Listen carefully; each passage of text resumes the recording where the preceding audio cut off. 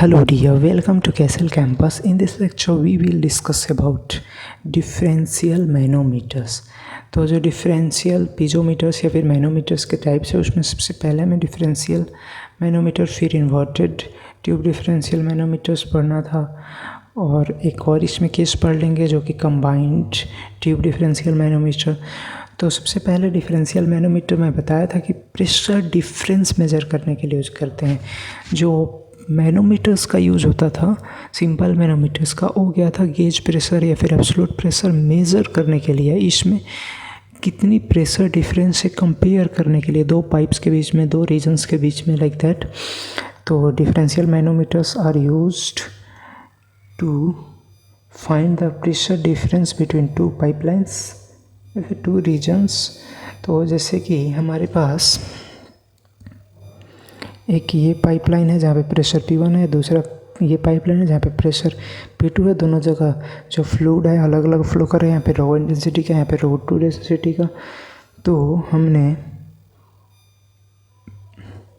इससे differential manometers connect कर रखा है दोनों पाइपलाइन से, और इसमें जो डिफरेंशियल मैनोमीटर्स हैं इसमें रोवेम डेंसिटी का कोई मैनोमेट्रिक फ्लूइड फील्ड कर रखा है।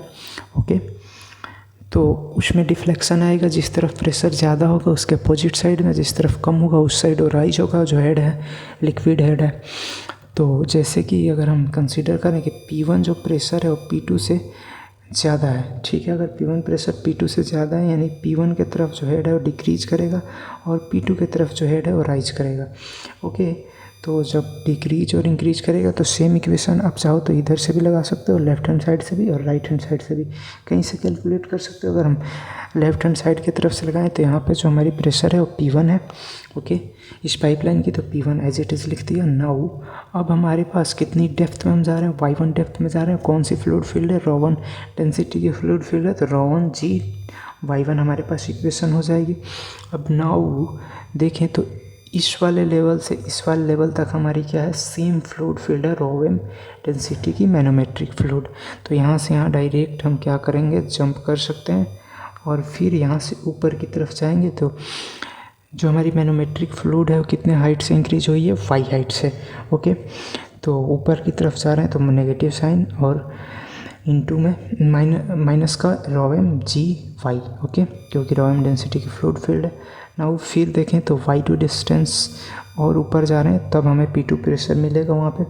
तो ना वहाँ पे कौन सी फ्लूइड फील्ड है, फ्लूइड ऑफ रो2 डेंसिटी, और ऊपर की तरफ जा रहे हैं तो हमारे पास क्या हो जाएगा, माइनस का रो2 GY2। ओके, अब फाइनली जब हम इस पॉइंट पे रीच हो जा रहे हैं तो हमारे पास कौन सा प्रेशर है, P2, तो is equal to pressure P2। अगर चाहते तो इस डायरेक्शन से भी आते, is equal to pressure P1 लिखते।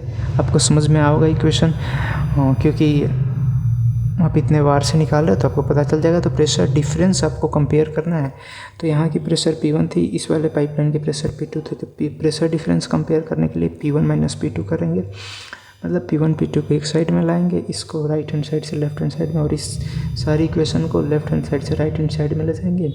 तो अपने पास जो फाइनल P1 माइनस P2 की इक्वेशन आ जाएगी, वो आएगी रोवेम GY माइनस का रो1 GY1 माइनस का रो2 GY2। ओके, तो ये चीज़ आपको पता चल रहा है कि जितनी मैनोमेट्रिक हेड इंक्रीज हो रही है और माइनस का जितना इनके बीच में डिफरेंस है from the manometric fluid level. Okay, तो ये बता रहा है हमारे पास कि कितनी दोनों पाइपलाइन में प्रेशर की डिफरेंस है, मतलब हेड की डिफरेंस है। हेड की डिफरेंस निकल जाएगा तो फाइनल प्रेशर का भी डिफरेंस निकल जाएगा। ओके, तो इस लेक्चर में इतना ही। Now thank you.